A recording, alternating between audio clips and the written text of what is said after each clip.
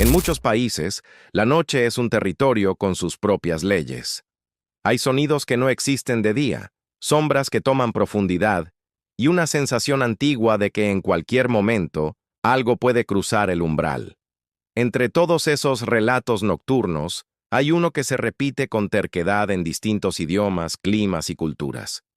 La visita de una figura alta negra como un agujero de tinta inmóvil, o casi con los bordes más nítidos que la oscuridad que la rodea, y un detalle que la vuelve inconfundible, un sombrero.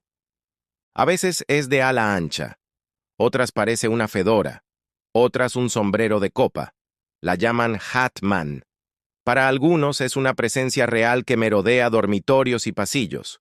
Para otros es la forma que toma un fenómeno cerebral antiguo llamado parálisis del sueño. Lo cierto es que su leyenda global crece y se alimenta de testimonios que no se conocen entre sí y, sin embargo, parecen describir al mismo visitante. Imagina una noche cualquiera. Te acuestas cansado y, en algún punto entre la vigilia y el sueño, te duermes. De pronto despiertas o crees despertar. Ves tu habitación tal como es. La puerta entreabierta, la cortina que se mueve apenas, la silueta de la silla contra la pared. Intentas incorporarte y no puedes. El cuerpo pesa como si te hubieran vaciado de voluntad. Intentas llamar a alguien y no sale voz. Entonces lo notas.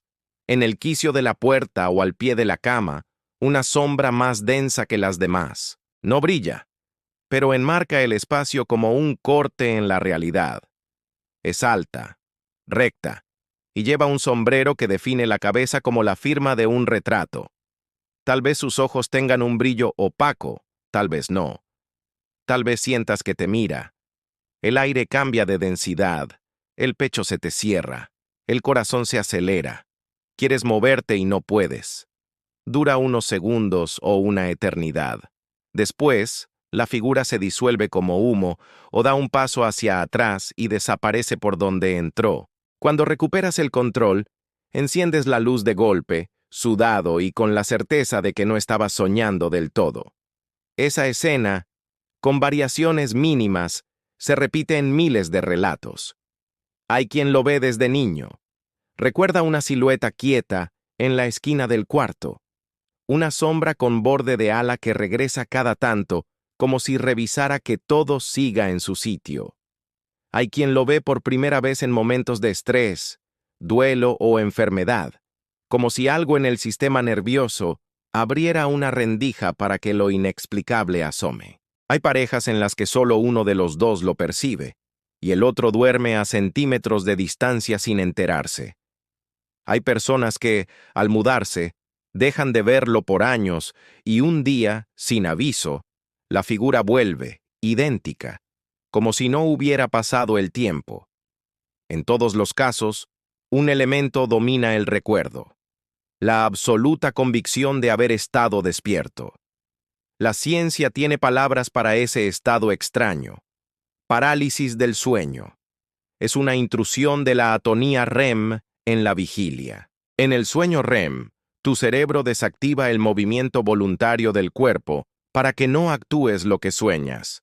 Cuando esa atonía se mete en el instante del despertar o del inicio del sueño, el resultado es un cuerpo inmóvil, con una mente que ya ve y oye. A esa mezcla se suma la activación de sistemas de alarma que evolucionaron para protegernos.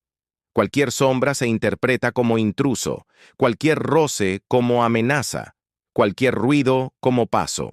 Puede aparecer la sensación de presión en el pecho que el folclore europeo llamó hace siglos la vieja bruja o el súcubo.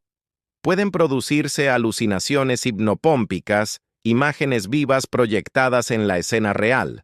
Dentro de esa paleta, Hat Man sería una forma compartida por la cultura para darle figura a lo que sentimos sin poder movernos. Pero que exista una explicación fisiológica no disuelve la potencia del testimonio, porque el cerebro, cuando decide mostrar un monstruo, no lo hace al azar, lo fabrica con materiales que la mente reconoce y teme. Hat Man reúne tres elementos que calan hondo. Primero, la forma humana. No es un animal ni un demonio con cuernos. Es un hombre. Segundo, la economía del diseño. Una silueta sin rasgos, solo volumen y borde. Tercero, el sombrero. Un objeto cotidiano que vuelve a la figura antigua, casi arquetípica, como si viniera de otra época. Es más fácil creer en algo que parece haber estado siempre. Las descripciones coinciden en escenarios. Entrada de la habitación, al pie de la cama, junto a la ventana. No suele hablar, no suele moverse mucho. Algunos juran que se inclina apenas, como si examinara. Pocos describen un gesto agresivo. La amenaza es la inacción, la mirada congelada y la incapacidad de quien lo ve para responder. En algunos relatos se acompaña de otras sombras sin sombrero, más pequeñas, que parecen satélites atentos. En otros aparece solo, dueño del marco, como si el sombrero fuera énfasis de su jerarquía. A veces la oscuridad de su cuerpo no refleja luz. Otras veces parece absorberla como si fuera una superficie más negra que la noche. La parte más angustiante es la parálisis. Saber que hay algo cerca y no poder levantar la mano. Ese bloqueo produce una cascada de reacciones. Respiración entrecortada, hormigueo, zumbido en los oídos, un latido en la garganta que suena como tambor. En ese clima, el tiempo se distorsiona. Unos segundos parecen minutos. Por eso los testimonios usan palabras como eternidad o congelamiento, aunque lo medible diga otra cosa. Y, sin embargo, hay detalles finos que se repiten con una precisión que llama la atención. El borde del ala del sombrero recortado contra la luz del pasillo. El brillo leve de algo que podrían ser ojos cuando la cortina se mueve. La sensación de que si cierras los ojos, la figura seguirá allí cuando los abras, exactamente en el mismo lugar. Existen también patrones emocionales. Hat-Man suele aparecer en periodos de ansiedad, cansancio extremo, horarios caóticos, consumo de estimulantes o trasnoches prolongados. También en momentos de duelo o después de una mudanza. Eso no prueba que sea mero producto del estrés, pero dibuja un mapa coherente. El sistema nervioso, irritado o agotado, comete errores. El más famoso, entre el sueño y la vigilia, es dejar activo el freno del movimiento cuando la mente ya está despierta. Si a esto se suma la expectativa cultural de que hay alguien en la noche, el cerebro rellena el vacío con una figura que ya tiene en su galería. Una silueta con sombrero. Aún así, la dimensión cultural merece respeto. Antes de que el término parálisis del sueño se popularizara, muchas culturas ya hablaban de visitaciones nocturnas. En Europa, la pesadilla era un ser que se sentaba en el pecho de los durmientes. En Japón, Kanashibari, el atar con hierro, describía la inmovilidad y las presencias. En América Latina, la subida del muerto, o se te subió el muerto, explica el peso en el pecho. En Medio Oriente hay relatos de jinn que se acercan al borde de la cama. En todas, los detalles varían, pero el mecanismo es idéntico. Una frontera porosa entre el sueño y la vigilia que, cuando se abre, deja pasar figuras del repertorio local. Lo peculiar en Hat-Man es su expansión global con el mismo accesorio. El sombrero se impuso como un logotipo del miedo. Hay historias que complican cualquier explicación rápida. Personas que, al ver a Hat-Man por primera vez, no habían oído hablar de él. Gente que lo describió con precisión y, años después, al encontrar relatos ajenos, se sorprendió de la coincidencia. Testimonios cruzados de hermanos que vivieron la misma noche en habitaciones distintas del mismo departamento y, al día siguiente, contaron haber visto una sombra con sombrero sin haberse hablado antes. Casualidad. Priming cultural inconsciente. Ecos que se propagan sin que notemos su origen. Tal vez. Lo que sí es claro es que el fenómeno se sostiene en la experiencia. Nadie sale de una parálisis del sueño igual que entró. El cuerpo aprende a temer esa imposibilidad de moverse y la mente le pone nombre al intruso para poder narrarlo. También hay quien denuncia que, con el tiempo, el miedo cede. que después de varios episodios, uno aprende a reconocer el estado y a defenderse con pequeños trucos. Mover un dedo del pie, un músculo mínimo de la cara, concentrarse en la respiración hasta que el cuerpo obedezca. Repetir una frase mental como ancla, esto pasará. Algunas personas aseguran que, al dominar esas maniobras, la figura se vuelve menos frecuente. Otras dicen que se volvió más curiosa, menos amenazante, como si perder el pánico le quitara alimento. En cualquier caso, la sensación final de control devuelve al dormitorio su tamaño normal. Para un canal de misterio, el Hatman es material potente porque permite trenzar dos narrativas que rara vez se dan la mano: la del terror íntimo, personalísimo, y la de la neurofisiología. Un episodio puede contarse con la misma seriedad desde ambos lados. La voz que narra puede reconocer la angustia del que despierta sin poder moverse y a la vez explicar con palabras sencillas que la atonía REM llegó tarde y se sentó encima de la vigilia. Lejos de matar la magia, esa explicación a veces la perfecciona. Saber que el cerebro es capaz de proyectar una sombra con sombrero en el teatro exacto de tu cuarto la vuelve más inquietante. Nos recuerda que el verdadero escenario del miedo está a pocos centímetros detrás de los ojos. El sombrero merece un párrafo propio. ¿Por qué un sombrero? Una hipótesis sencilla. Define de inmediato una cabeza sin rostro. Agrega antigüedad, autoridad y jerarquía. Un policía antiguo, un forastero del oeste, un caballero victoriano, un hombre de traje.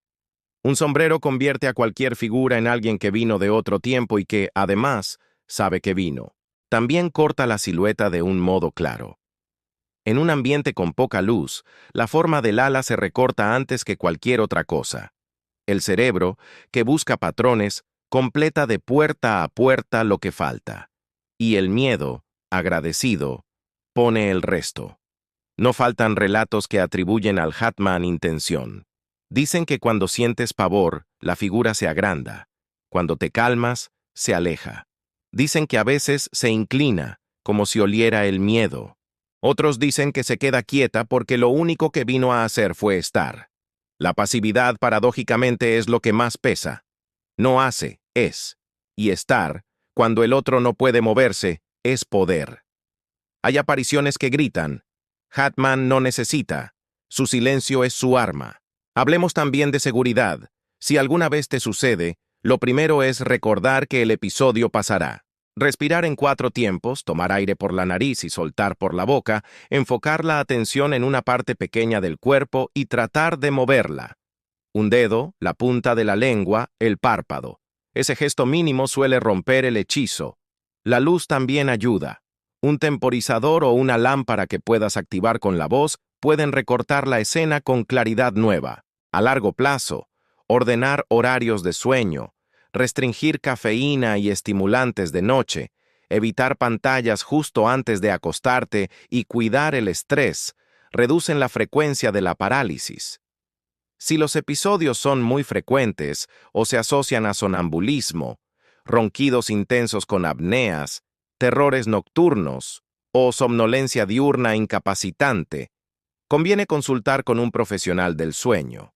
No porque vengan fantasmas, sino porque quizá hay una condición de base tratable. No todo sucede en cama. Hay quien lo ha visto en sillones, durante siestas breves, en viajes, en habitaciones ajenas. Un hotel nuevo en otra ciudad, un sofá en casa de amigos, un asiento de avión en vuelo largo. Esos contextos comparten 2 cosas: postura distinta y sobresalto leve al entrar al sueño. La mente, sin mapa conocido, llena el borde con la misma figura. Curiosamente, casi nadie describe al Hatman en exteriores abiertos. Su hábitat parece ser la arquitectura doméstica. Puertas, marcos, pasillos.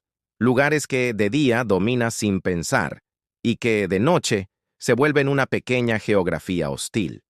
Hay historias hermosas en medio del miedo. Personas que después de muchos episodios se atrevieron a hablarle. No a gritos, no desde la rabia, sino con una frase corta dentro de la cabeza. Sé quién eres. no tienes poder aquí. O incluso, si se sienten valientes, ¿por qué vienes? A veces dicen, la figura parece retroceder, no espantada, sino como si hubiera terminado su visita. Esa escena no se puede comprobar, pero tiene valor simbólico. La mente que elige nombrar su temor lo reduce a tamaño humano. En la cultura popular, Hatman ya es personaje. Aparece en foros, en películas, en relatos de podcast, en dibujos de niños y en diarios íntimos de adultos. Ese tránsito del dormitorio a la pantalla retroalimenta la iconografía. Quien nunca lo vio, quizá lo vea después de verlo representado. Es el precio de los símbolos potentes. Por eso conviene narrarlo con cuidado. No convertirlo en caricatura, no venderlo solo como monstruo, reconocer la angustia, ofrecer una explicación, dejar espacio a la duda, proponer herramientas. Así, la historia se vuelve útil. Y los miedos, más manejables. El cierre de esta historia no es un exorcismo ni una promesa de que no volverá. Es una invitación a mirar con atención lo que te pasa y cómo lo cuentas. Si Hatman visita tu cuarto y te deja clavado al colchón, recuerda que hay dos verdades trabajando a la vez. Una, íntima y no negociable, la de la experiencia, que fue real para ti. Dos, la del cuerpo, que explica la mecánica y te ofrece una forma de romperla. Entre ambas, la figura con sombrero seguirá ocupando su lugar en la imaginación colectiva como un guardián del umbral. No necesita presentarse siempre para existir. Basta con saber que puede aparecer. Tal vez, en la próxima noche en que despiertes sin poder moverte, lo veas otra vez en la puerta, más oscuro que lo oscuro, con el ala recortada y el silencio entero del pasillo en la espalda. Tal vez sientas el viejo frío. Tal vez te acuerdes de mover el dedo del pie, de contar 4 respiraciones, de esperar. Tal vez cuando la atonía suelte el cuerpo, enciendas la luz y la figura se deshaga como si fuera humo cansado. No habrá prueba más que tu relato. No la necesitarás. Habrás atravesado un borde y sabrás, con una mezcla rara de miedo y claridad, que el enemigo y el aliado habitan muy cerca uno del otro, en la misma casa, en el mismo cuarto, en el mismo cerebro que fabrica milagros y terrores con idéntica maestría. Queda una última imagen para cerrar. Un pasillo doméstico. 2 o 3 pasos. La luz de la calle entrando por la rendija de la cortina. Una puerta entreabierta y, en el marco, una sombra con sombrero. Piensa que cada cultura, cuando tuvo que dibujar al intruso nocturno, eligió una forma que la representara. Nosotros, en esta época de relojes azules y pantallas que no duermen, elegimos al hombre sin rostro con un accesorio antiguo. Es un mensajero del límite entre dormir y despertar. Viene a recordarnos que la noche no es solo descanso, es territorio de relatos, y que, incluso cuando la ciencia nos tiende una mano para explicarlo, la experiencia seguirá pidiéndonos respeto. Si te visita, no te culpes. Si no te visita, no lo provoques. Aprende a dormir con el cuerpo y a despertar con la cabeza. Tal vez ese sea el verdadero conjuro. Y si alguna madrugada la figura decide volver, estás mejor preparado que ayer para mirarla, respirar, mover un dedo y dejarla ir.